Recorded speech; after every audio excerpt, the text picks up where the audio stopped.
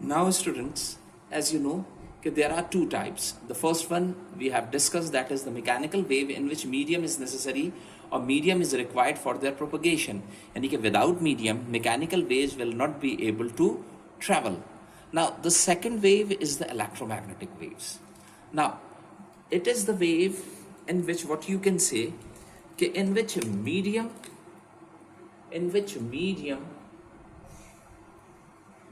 is not required. यानी कि ये ऐसी वेव्स हैं जिसमें मीडियम की जरूरत है ही नहीं. If you are having any medium, if you are not having medium, medium is there, medium is not there, they must travel. यानी कि if energy, like this is point A, और आपको नजर आ रहा है कि energy is shifting in between these two points A to B. आपके पास यहां से एनर्जी चली है, एक पैकेट, एक बंडल चला है, और energy reaches at point B.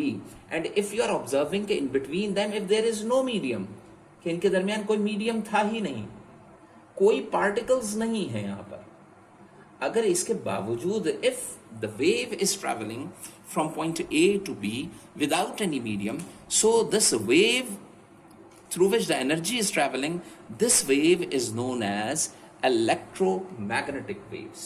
Electromagnetic waves. So electromagnetic waves, EM, electromagnetic waves are the waves in which the energy is going to be shifted without any medium. It means medium is not necessary, medium is not required. If without medium energy is traveling, then that wave is said to be an electromagnetic waves. Like, अच्छा, इसके अंदर ज़्यादा important चीज़ ये है कि हम दो word use कर रहे हैं, एक इलेक्ट्रो है और एक मैग्नेटिक है. तो जब हम इलेक्ट्रो की बात करते हैं तो यहाँ पे ये जो वेव होती है ये हाइपोथेटिकल वेव है, यानी कि ये वेव जो है ये इमेजिनरी में ड्रॉ कर सकता हूँ. लाइक इसकी अगर मैं एग्जाम्पल की सबसे पहले बात करूँ, अभी हम इलेक्ट्रोमैग्नेटिक की तरफ नहीं जाते, तो you know the light is travelling from sun to the earth. आपको पता है कि सन, यहां पे आपके पास सन है, यहां पे आपके पास अर्थ है. सन से लाइट जो है वो अर्थ तक पहुंच रही है, बट यू नो कि in between there is a space and inside the space there is no particle. आपके यहां पे नो पार्टिकल है, कोई पार्टिकल मौजूद नहीं है. If there is no particle तो इट मीन्स कि no medium in between them. Without any medium the energy is shifting from sun to the earth, so the wave which is responsible to shifting that energy, that wave is known as electromagnetic waves. तो electromagnetic waves वो waves होती हैं, like अगर मैं example आपसे पूछूं कि what would be the example of electromagnetic waves, so what you can say कि light can be travel without any medium.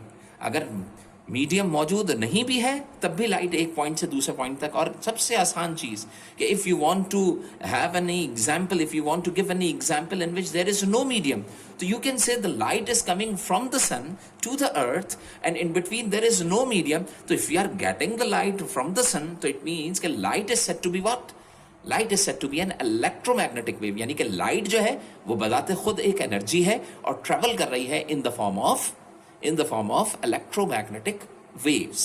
तो यहाँ पे ये चीज इंपॉर्टेंट है. इसके अलावा एक और इसकी एग्जाम्पल जो है वो हमारे पास हो सकती है हीट एनर्जी. अब यू नो कि if heat is shifting, if heat is travelling from one body to another body, तो there is no need, it is not required to have any medium in order to travelling of the heat. और आपने ये भी देखा है कि सूरज से जो हीट होती है that is shifting from sun to the earth, तो सूरज से आपके पास जमीन तक पहुंच रही होती है तमाम हीट, लेकिन आपको पता है कि दरमियान में किसी किस्म का कोई पार्टिकल और कोई मीडियम नहीं है. तो इसका मतलब क्या हो गया कि दो मेजर एग्जांपल्स जो हमारे पास होंगी वो एक लाइट हो जाएगी और दूसरी क्या होगी, हीट होगी. अब देखिए इसके अंदर एक चीज बहुत इंपॉर्टेंट है. जब मैं मैकेनिकल वेव की बात करता हूं तो मैकेनिकल वेव की स्पीड जो है ना वो आपके पास डिफरेंट हो सकती है. हर मैकेनिकल वेव, मसलन वाटर वेव ले लीजिए, तो हर वाटर वेव की जो वेलोसिटी या स्पीड होगी वो किसी दूसरी वाटर वेव से वेरिएट कर सकती है. अगर वेव जनरेट कर रहा हूं रोप में तो वो कभी ज्यादा हो सकती है कभी कम. But when we talk about the light heat और द लाइट एनर्जी और द हीट एनर्जी, और वी कैन से कि when we talk about the electromagnetic wave, तो ये याद रखिएगा कि इसकी जो एनर्जी होती है दैट रिमेन्स द सेम और कांस्टेंट, और उसकी स्पीड और वेलोसिटी जो होती है वो हमेशा कांस्टेंट रहती है, कभी चेंज नहीं होती, and that velocity is 3 × 10⁸ metre पर सेकेंड।